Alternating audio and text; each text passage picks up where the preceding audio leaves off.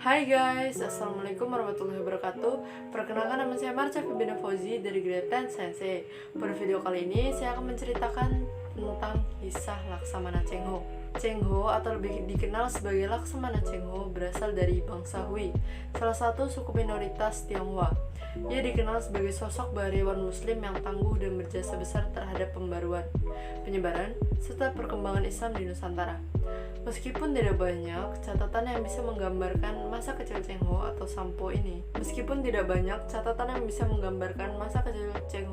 Sampo ini, namun diketahui ia dilahirkan di Provinsi Yunnan, Tiongkok, Asia Barat Daya pada 1371 dan meninggal pada 1435. Cheng Ho lahir dari keluarga Tionghoa Muslim yang taat. Orang tuanya memberi nama resmi Tionghoa dengan marga Ma Ze. Sementara Sampo merupakan nama kecil Cheng Ho.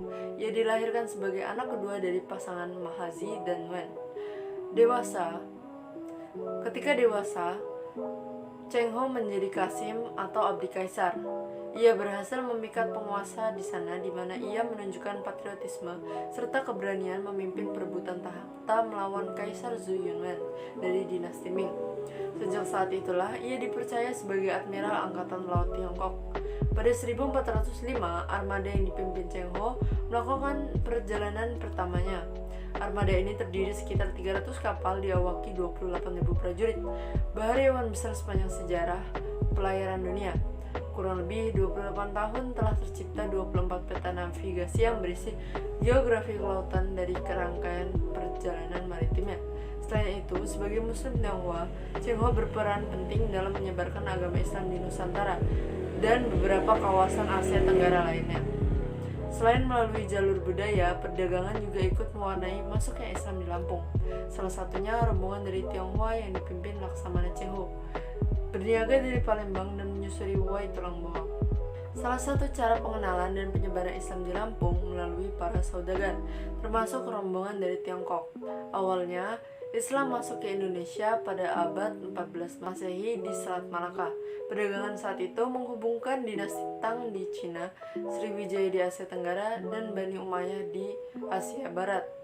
Kerajaan Sriwijaya mempunyai hubungan perdagangan yang sangat baik dengan saudagar dari Cina, India, Arab, dan Madagaskar.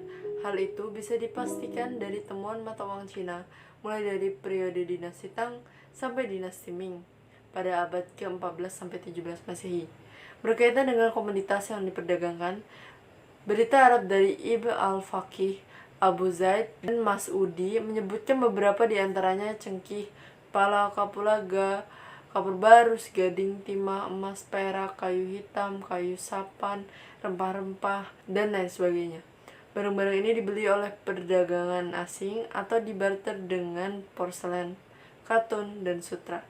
Jalur perdagangan ini kemudian disambung dengan tali perkawinan antara saudagar dan masyarakat setempat, atau bahkan keluarga kerajaan. Dari hasil perkawinan inilah yang membuat perubahan pada kerajaan-kerajaan di Sumatera. Salah satu penyebab banyak hilangnya situs-situs milik kerajaan di Sumatera karena dijual keluarga kerajaan pada saudagar asing. Situs-situs sebelum Islam masuk berupa patung-patung sesembahan yang kemudian disingkirkan karena bertentangan dengan ajaran Islam. Berbeda dengan kerajaan di Pulau Jawa yang terus mempertahankan benda-benda budayanya, sebab memang Islam masuk sebagian besar melalui jalur budaya. Barulah sekitar abad ke-14, perjalanan Laksamana Cheng Ho memasuki Wai Tulang Bawang dan berinteraksi dengan warga sekitar. Selain itu juga ada pintu masuk lain, yakni Pelabuhan Maringgai.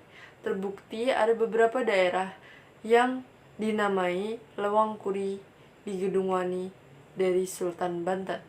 Sekian informasi yang dapat saya sampaikan, kurang lebihnya mohon maaf. Saya akhiri, wassalamualaikum warahmatullahi wabarakatuh.